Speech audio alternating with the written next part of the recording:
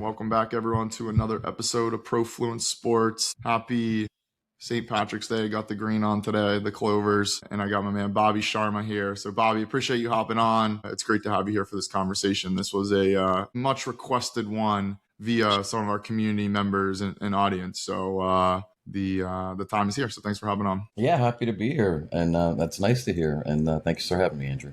So let's start here. I want to go right, like we sort of go right into it just based off the time. So we won't, we'll provide your background and whatever. But when you spent a lot of years on the operating side of sports, now you're more on the investing side. We're seeing in more of the macro, we're seeing a lot of people jump from investment side into operating side of businesses. Why the jump for you? How's it been? How are you navigating it? Just curious your thoughts, because you don't see operator to investor, as much as you might see founder to investor or investor to operator. Yeah, well, actually, there's a statistical edge in private equity generally for operating executives turned investors. So they're harder to find, especially those with relevant background to invest as well.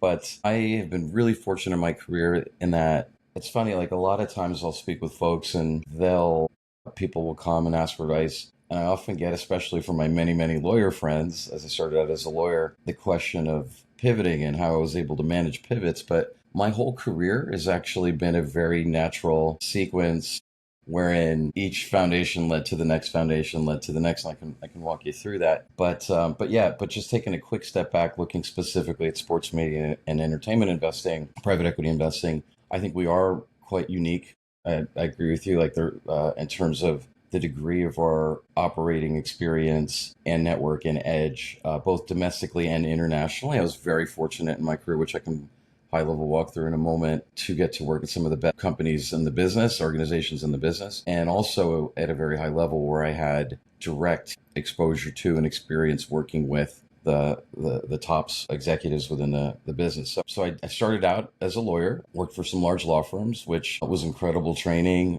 just in terms of analytical thinking, writing, negotiating, all the things that people say, hey, if you go to law school, you get good at. I'm a big fan. I mean, anyone who's looking to go to law school, I highly encourage it. It definitely is a great training ground. It definitely can keep a lot of paths open for you. Although ironically, I went to law school thinking I'd be a trial lawyer. But from there, when 9/11 happened, I decided I don't want to be in a law firm the rest of my career. I was much more entrepreneurial, felt like I wanted to do the deals, not service the deals. And I also was young and idealistic, so I always loved sports. And I started to just network my way into the business, which is the other piece of advice I give folks a lot. If you're interested in getting into sports, it's very much a relationship business. It's probably true of every business, but I think especially so in sports. And the best way to do it is to get information. It's a lot easier to get information today than it was, 25 years ago, but it's still the best way to get it directly from people. I spent a good year just networking. I was always been a very strategic guy, but networking into the league offices where there were a lot of lawyers and seemed to be the center of power, which is very much true in the industry, and developed great relationships up to commissioners of the major sports leagues that I have to this day from that experience. But my break at the NBA came simply from a cold call. Like I saw 9/11/01 was the first day in the office for what was then called the NBDL, the National Basketball Development League. Now it's called the G League. They did that Gatorade sponsorship after I left. I will forever call it the D League. But they didn't even have NBA in the branding in the first year. So there was a lot that was not optimal in that first year. They rushed it to market because the Continental Basketball Association had gone out of business. And I came into an opportunity where at 29, I became the general counsel of one of the NBA's 3 leagues and helped to build and operate that thing for a decade. But it was also a giant private equity turnaround exercise, essentially. It was a single entity. The corporate model was not optimal. We brought in private investors, local private investors, ended up convincing NBA teams of the basketball operational advantage of controlling your own minor league team, which should seem obvious, but took years. And then we had to redo the staff. We had staffing at the team level. We had to change the media model, the sponsorship model, licensing, ticketing, arenas, like different markets we went into. So it was an incredible experience in that I learned every part of the sports business while writing the operations manual for one of the NBA's 3 leagues, constantly rewriting that on a almost daily basis. for 10 years. And about 5 years in, we got the model right. I neglected to mention my first job out of law school was on a presidential campaign. And that a lot of time spent in small town New Hampshire and Iowa. That experience was really helpful in these small markets, these smaller markets that we were building the D League in. And then, but about 5 years in, we got the model right, and about 9 years in, I got recruited personally. Before I get to that, I will say this: so David Stern was very much involved in that minor league. He was, very, very strong influence in my career. David used to always say the NBA stands for nothing but attorneys. He thought that they made great business people, and everything at the league office was contracts, governance, rules. Collective bargaining oriented. So it really was just a great decade for me. But about 9 years in, I got recruited by Ted Forsman, directly the owner of IMG, who ran it as chairman and CEO. The guy who said the barbarians are at the gate, one of the founders of the private equity industry. And he loved that business. He loved that company. And IMG had created a cricket league in India, as he explained to me when I met him, called the Indian Premier League. This is 16 years ago. And unfortunately, I had no equity position in it. And the league enterprise at the time was 4 or 5 billion. It's recently been measured upwards of 20. But he was not someone to take something like that for a loss. He wanted to recreate that success for soccer and basketball, the two biggest sports in the world, and had a very strategic tweak to the model of partnering with the government, the federations for the two biggest sports in the world, basketball and soccer, focused on emerging markets like India, China, Brazil, Turkey, Indonesia, Nigeria, countries with hundreds of millions of people, young markets, hungry for sport. And I got to, the tweak on the model was also to partner with the most relevant ultra high net worths in terms of influence and relevant influence. So usually the media conglomerates in these countries. So I basically got to extrapolate what I did domestically, internationally, in terms of operating experience and network. We launched a soccer league in India. We helped the first African national team get to the Olympics when Nigeria did that in 2012. A lot of rewarding experience helping to build grassroots infrastructure and architect professional sports leagues internationally. And this is like 2011 to 14, 15. Definitely early days of this sort of work on the back of all the experience and relationships that I had from the NBA, and then started growing at IMG, which is an incredible company, which is now a much different company. Kind of pieces of it have gone into different businesses through the Endeavor journey. But I got to work with Ted for a year after his tragic passing. I worked with Mike Dolan, who succeeded him as chairman and CEO for 2 years, who's a senior advisor to Bluestone now. And then for Ari Emanuel and Patrick Weitzel in the new co, and had an opportunity to take those relationships and experience and even some of that business that had been tied up during the sale process into an advisory firm. So now everything I did was very relevant to that, right? NBA, IMG, and I started in 2015 advising capital, right? So increasingly institutionally larger sources of capital from 2015 to 21, but also, so mostly buy side, some strategic advisory, everything from private equity firms to funds to clubs or federations. Really incredibly interesting mixed bag of work, but really just providing a lot of insight into what was a developing institutional asset class. So I became a partner at a private equity firm called GACP that was buying European football assets. I ran one of their businesses as vice chairman and CEO through COVID, an events business, which you can appreciate, called SoccerX. Kept that an events business alive during COVID was hard, especially a London-based one, very global one. But we migrated to online events, actually quadrupled our audience, and qualitatively had Johnny Infantino give keynotes where it was hard to get him to come to events before. But it was a great experience for me, growing my soccer network while we're all stuck at home. And so those clients started becoming increasingly large and institutional. In 2019, I started advising some pension funds, and they were looking to do direct investments. And this becomes Bluestone. And on the back of all of that experience and relationship, and I guess the quality of advice I was giving them, showing them the market and opportunities, and advising them, after about 11 months, the CIO of one of them said that they really would like a portfolio, not a one-off investment. And I raised my hand and said, maybe I could help you out. And he said, with We thought you'd never ask. Didn't want to poach me from a private equity firm, but I had an opportunity to present to their investment committees market analysis. I recruited a team prospectively into Bluestone, named it Bluestone. And what I say to this day, I think is our biggest edge in the market, a very clear and focused investment strategy. We've had that from inception. We've executed on that to a T. As later stage growth, buyout investors focus on the lower middle market. We have deployed with healthy pace, but at the same time, very strategically. We've looked at over 1,500 deals in 38 months. We've been in 26 LOIs. We do the work. We do deep diligence, like real private equity diligence. Part of my strategy in building my team was recruiting investment talent from the top firms like Apollo and Abry, Blackstone, Tailwind. So we've been very fortunate in that the deal flow that I had in my advisory firm is even better. And some of that's probably market growth. And so I mentioned the quantity. In terms of quality, percent, pretty consistent figure at this point of the deals that we've looked at have been proprietary before the market sees it or the market doesn't see it. And of the 26 LOIs, I think all of them have been proprietary. 9 investments we've made, all of them have been proprietary. And we hope to close our 10th deal in the next month or so, which would put us close to the full 300 million Fund 1 that was approved in the fall of 2022. And we actually are adding a little more into Fund 1. We'll keep investing out of that for a little while longer and anticipate future funds from there. Love that. Yeah, and I appreciate the background and running us through it. I think it was a ton of nuggets in there. I didn't want to cut you off. But one thing I do want to go to that I think is relevant to where you left off is, as you were working with some of these pension funds or working with some of these institutional LPs, how are they viewing sports? What were they getting wrong? How were they thinking about it?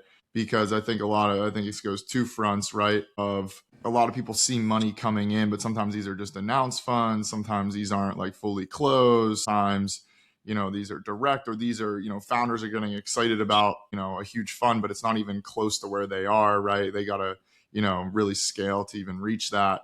And then also, just how the outside world's viewing it. I'm just curious how these LPs, what were those conversations like? Yeah. How are they thinking about it, not being like experts in the space like yourself? Yeah, it's a great question. And we have enjoyed the benefit of, exposure, good visibility to what we're doing, a lot of interest in the market, sometimes for the right reasons, sometimes for the wrong reasons.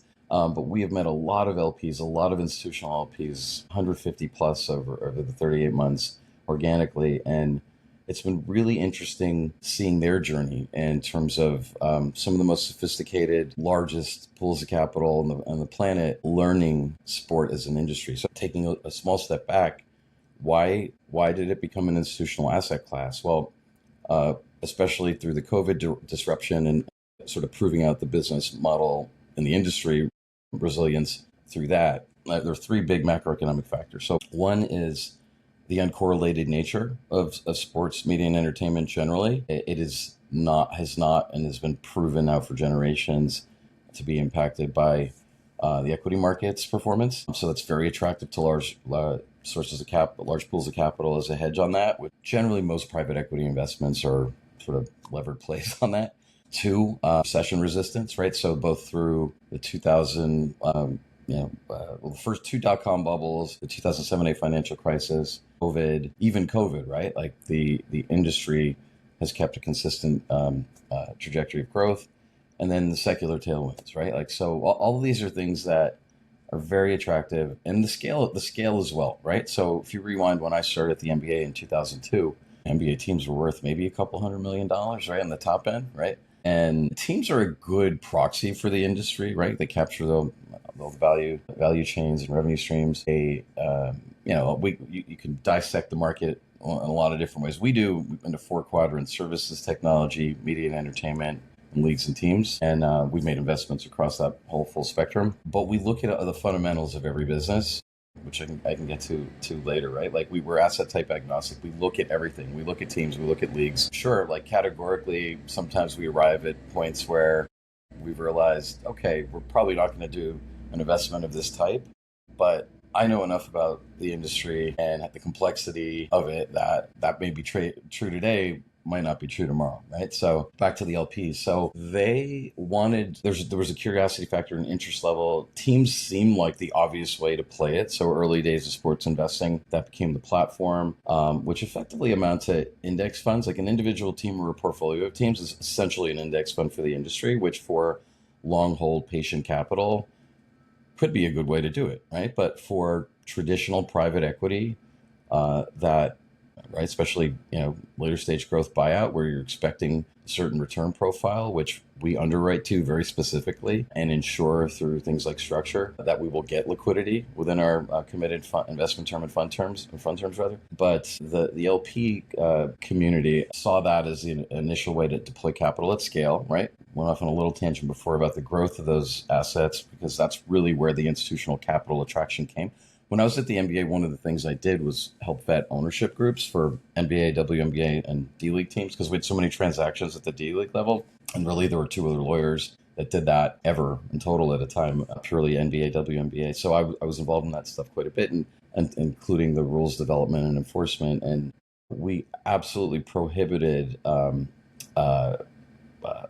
faceless capital, essentially, is how we referred to it back then, in that it was a very relationship business. It was a very closely held industry with the teams at the league level. The NFL long had a limited number of head count that you could have on your cap table as well. But as these assets grew into such the scale that they did and have grown, right, this continues to this day, it became necessary to allow institutional capital in. So that became a natural marriage in the early days. That still, for long hold patient capital, right? For the mega cap funds, those investments still can make sense. Quiet capital, right? By the league rules, are permitted no voice whatsoever in the business, and there are a lot of restrictions in terms of liquidity and information limitations, even, right? Like it's almost like akin to public stock in a way, right? Like good long hold investment. But as the teams grew, the businesses in and around them have grown, and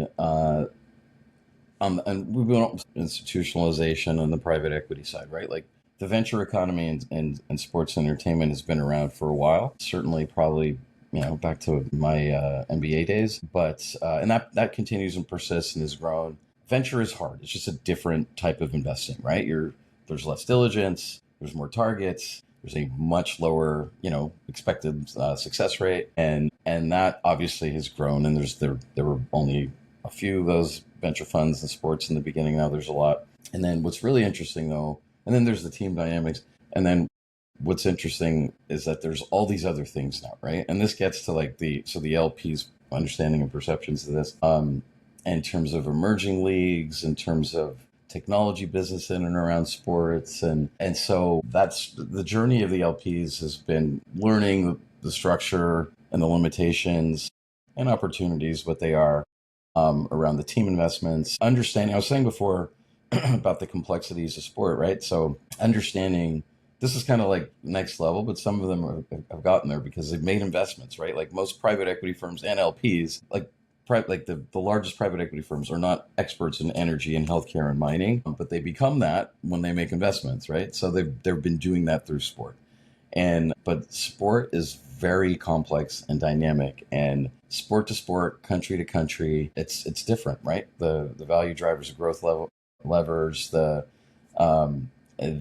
politics and culture of a particular sport in a country, and even in ours, like, and it continues to evolve, right? That, like, when I started in the business, a women's sport was not investable, right? It's investable today. So there's all these dynamics, all these things that are constantly changing. And I think it's the LPs that are realizing, hey, this is hard and complex, and I want to find GPs that understand that, know that, can navigate that, can find opportunities within it. And that's exactly what Bluestone is. Yeah, and we've had a few family offices on the podcast as well, or had them come talk to Profluence community members. And I'm curious how you think about this, because I think it's sort of what you were just saying, but they'll be like, yeah, we're in sports because, they have one, not to call out certain types of investments. Oh, we invested in one tier 3 European soccer club, right? It's like, well, your mother and everyone else did as well. Like, you're not really investing in sports, right? At least from what I believe. Or as you're starting to see, again, like you said, some of the bigger private equity firms that are in, maybe they're more generalist software. And now they're like, hey, sports media entertainment, it's sort of the anti-AI thesis, live experiences. And they make, they do an emerging league that they saw, raked over. They saw it at the very end at crazy high valuations. I'm curious how you see like some of the outside players as they're coming in, like what's that going to do? And then how you view it as also like everything's very AI software heavy, where that's where a lot of capital's going now, or data center infrastructure, or robotics, right? Like I'd say that's one edge. And then the other edge is like this human experience, live connection, however you want to label it up, which is where like sports media entertainment sits. So I know I threw a lot out there. I'm sort of just rambling at this point, but like I think you get where I'm going. Yeah, I do. And I said earlier, right reasons and wrong reasons to invest, but that depends on who you are, right? What's right and wrong depends on who you are and what you're looking for, right? And I look at everything through the lens of institutional LPs, right? That's what we are. We deploy people's life savings. We are later stage growth buyout investors. We underwrite like to a healthy return profile that's typical of that type of investment. We de-risk our investments by ensuring liquidity through things like exit rights, structure.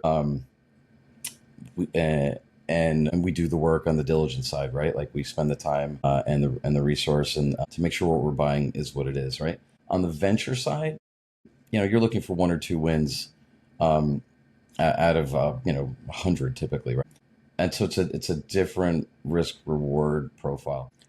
I think what you're getting at, one of the things you're getting at is this. I mentioned sometimes, look, if you're making an investment, I'll put aside family offices, right? But they might have other reasons, and depending on the family office, some large family offices are, as institutional as it gets. But if your goal is returns and optimizing returns, then I think sometimes sports, because by its nature, sports media entertainment, maybe even more so more broadly, tends to attract investment based on trends, passion, and those are not good reasons to invest, right? They could be for an ultra high net worth or a family office where, hey, there is an added value and benefit to me and my family by doing this. And it's obvious where that is with sports, not what we do. But I think there's been so much capital flowing into sports on that basis that it's hard to avoid that a lot of that's been happening, right? Like built professional sports leagues, in the US and around the world, and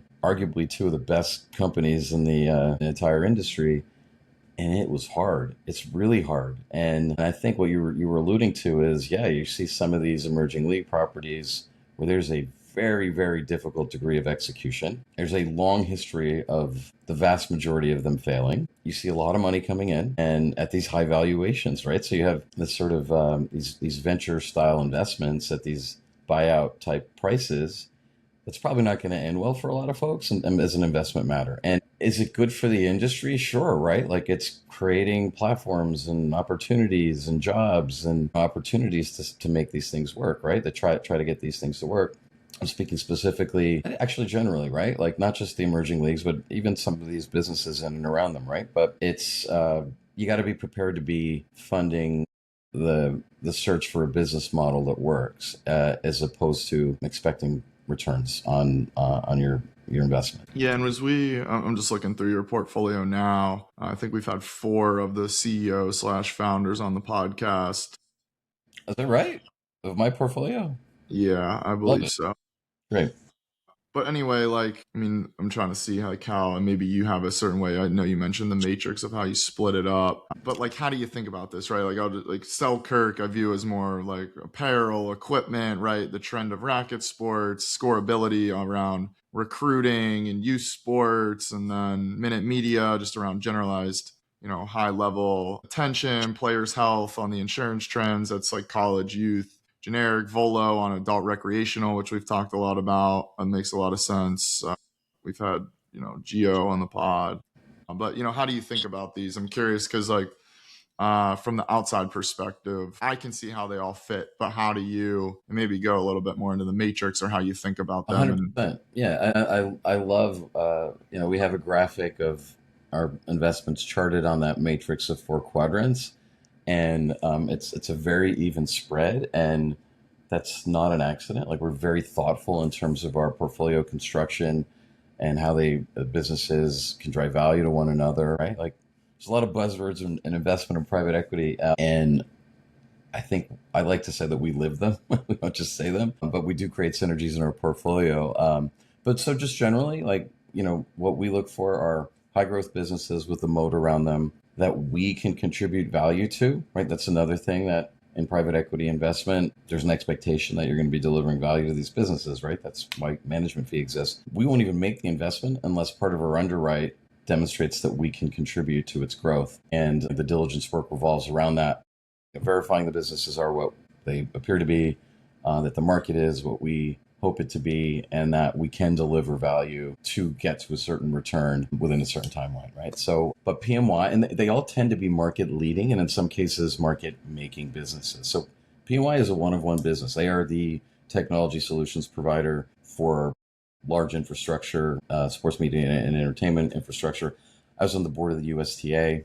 They service the U.S. Open. That's how I became aware of Paul and his amazing company. They do Wimbledon, Australian Open, every NBA arena, every NFL stadium, almost every MLB and NHL, but also Glastonbury Festival, JFK, LAX, airport renovations. They have a wide addressable market, which is something we love too, which helps towards that growth underwrite. But there's services and technology. I mentioned those quadrants again: technology, media and entertainment, services, and leagues and teams. So PMY kind of sits right on that, hugs both sides of the line of services and technology. RWS, I love this business. I love my portfolio. People get amused at me when I gush over portfolio. They are the world's leading provider of full production entertainment services. They do half the cruise industry, Broadway plays, theme parks like Merlin Entertainments and Six Flags. Incredible business. They do the casting, set design, costume design, and production, and over 600 productions on 6 continents and 7 seas. And so and everything is either sport at core or sport as major growth vertical. And that one always requires explanation, but it's a great one, and maybe kind of obvious when I explain it. But so they sit just in terms of that matrix, in terms of services business.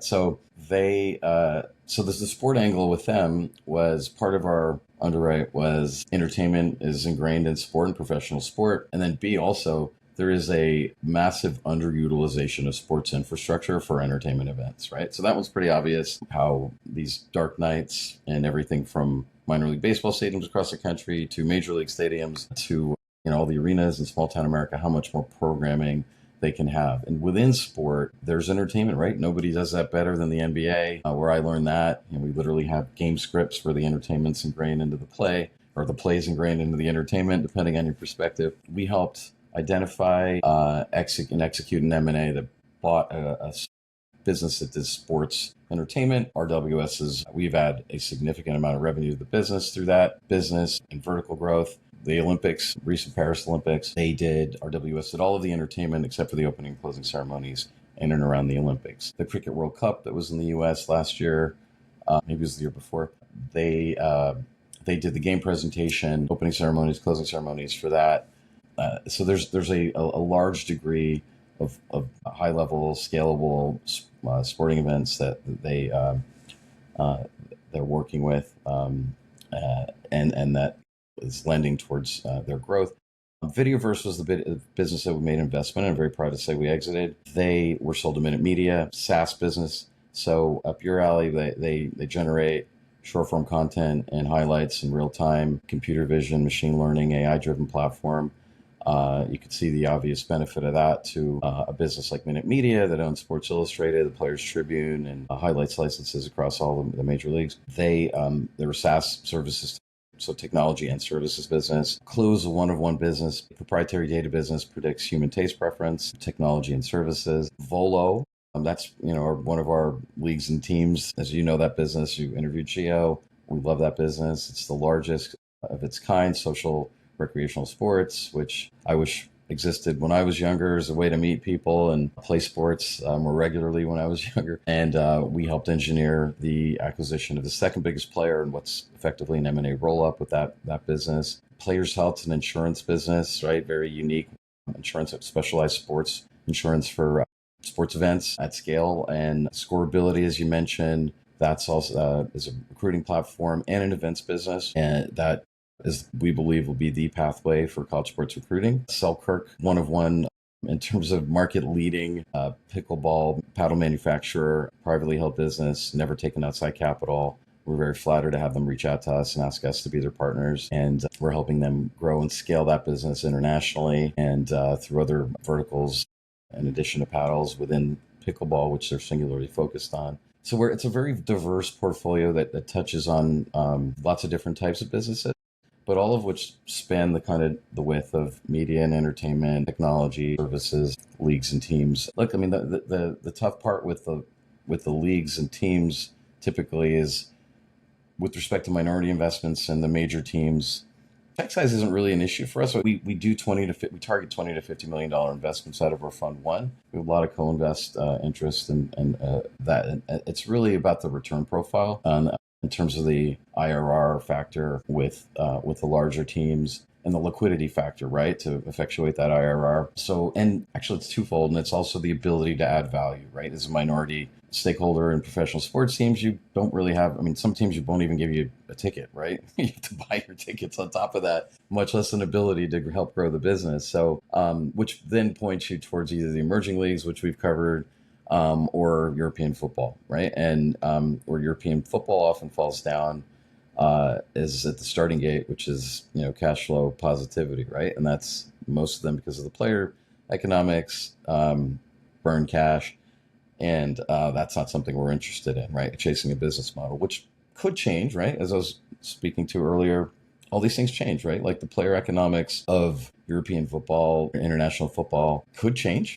And, salary caps, right, for one, which will be tough, given their labor and culture, right? So law and culture affecting that. But if and when that gets sorted, we could be excited about an opportunity like that. There are some soccer teams, not a lot, but there are some international football teams that are not cash flow negative, but then growth tends to be an issue because they're in smaller markets. So So I hope that answered your question. Yeah, no, it was great. And, a question we like to ask everyone as we round out here, and I'm going to tailor it a little different for you, but, you've seen the space evolve for a couple decades now. Where do you see it evolving to next? And you can tie in macro or micro trends or go as deep or wherever as you want. But curious, obviously, you're still super bullish on it now, deploying capital into it from previously operating. What's the next, let's just call it like 10 to 20 years look like for you? What's going to happen? That's a great question. So look, sport in terms of its appeal is only going up, right? We live in a very fragmented world on a lot of different levels, right, at this point. But sport is the one thing that brings people together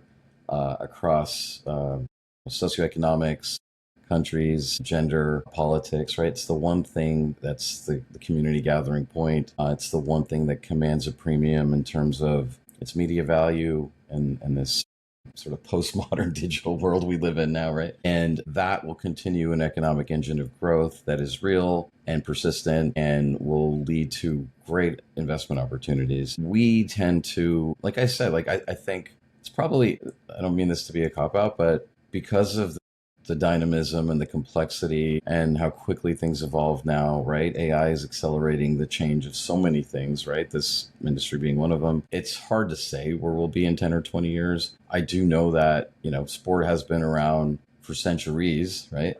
And it's, semi-modern incarnation for a century, right? We start talking about Major League Baseball and NBA and NFL events and teams and 100-year plus ago, right? We tend to find a lot of opportunity, and then so there's sport, and then there's private equity investing, right? So you look for inefficiencies, you look for fragmentation. Full is a great example of that, and right, like where every community I think has, or every city has some version of social rec sports, but they've given it a platform and created value around that, cultural and economic too, which is I think a key to a lot of successful investments. We have found there to be in this sort of experiential economy, which again is a large part of the sports business and culture, right? Experience, that common experience. But the experiential economy, sports, have been really great places to find private equity type of investments, or at least interesting ones to look at. So, we continue to look for opportunities within the constructs of existing sport. We continue to stay ahead of the trends and technology, I like to think, in terms of trying to understand where the culture is going, because that's usually where the business goes. So we try to, we actually meaningfully look at, all the deals. I mentioned that big 1,500 number, to learn from them, right? Even the deals that we know we're probably not going to do this investment, or if we even know we're not going to do the investment, we'll still look at it to learn. Um, so I think anybody who says that they know, where this is going, probably doesn't.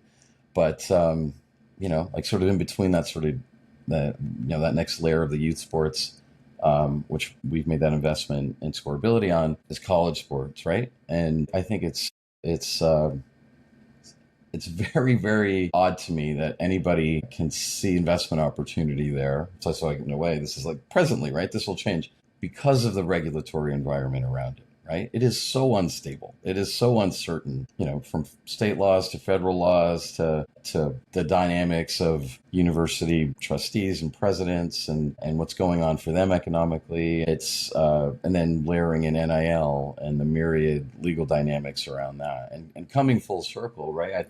David Stern was exactly right. Like, being a lawyer has been very helpful in navigating all of this, right? But obviously, when I was a lawyer, but as an executive, and especially as an investor, like having an understanding of all of these dynamics, both presently and prospectively, uh, continues to pay dividends to this day. Yeah, and I know you said you don't know where it's going in 10 or 20, and I think that's true. But I was on a panel recently with an athlete who said he thinks robots will be taking his place in like 10 years. So I think we know that's at least probably not right, and not to call him out, because I mean it is interesting thought, but it was like I don't know. I think we Yeah, know it's not going that fast. no, maybe the referees, which Exactly. as a baseball purist, I don't know how I feel about, but yeah, no, I think that's it, right? Like we love human competition, we love community, right? Like these are the things that sports brings us, and that make it fun to invest. It's hard, right? It's hard not to get caught up in that sort of that trend and passion, and something that's dear to you, and separating that from what's a good investment, and something fun from cold returns, right? Like, and that's sort of a period of evolution that everybody's going through, I think, investing in sport. And wasn't that long ago, the sort of fusion of technology in sports, right? Like esports. Maybe 4 years ago, we were measuring team valuations like up against NBA teams, right? So, and that quickly changed. So the good thing about the free market is that eventually things sort themselves. I agree. Well, Bobby. Anyway, appreciate you hopping on today. It's a great conversation. Excited as you guys keep progressing, and I go from hopefully 10 here soon investments to 20, and doing some other stuff. I'm sure you got globally and a bunch of other areas within it, to have you back on. But appreciate you hopping on today and sharing your insights. I greatly appreciate it, Andrew. Thank you.